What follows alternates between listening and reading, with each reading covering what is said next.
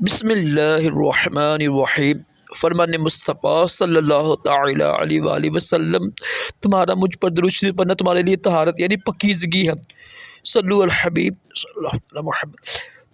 3 سانس میں پانی پینا سنت مبارک راشد عطاری خوابوں کی تعبیر لے کر پیش خدمت، اور آپ دیکھ رہے ہیں شارٹ تعبیر۔ ایک خواب کی تعبیر سنیں گے، وہ ہے انسان کا گوشت کھانا کیسا ہے۔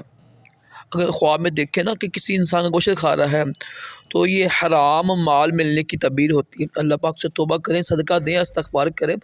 جیسے غیبت ہے نا، غیبت کے بارے میں قرآن پاک میں آیا ہے نا، یہ بھی اسی کی اس کا بھی یہی حکم ہے نا، نہ انسانی گوشت کھانے کے برابر ہوتا ہے، تو کوشش کریں غیبت سے بھی بچیں۔ تو اچھی تعبیر نہیں ہے، ٹھیک ہے۔ خواب میں دیکھیں نا کہ انسانی گوشت کھا رہا ہے نا تو حرام مال ملنے کی تعبیر ہے۔ اٹھ کر توبہ استغفار کریں، صدقہ دیں اور اللہ سے پناہ مانگیں، اور یہ خواب کسی کو بیان نہ کریں تاکہ تعبیر ظاہر نہ ہو۔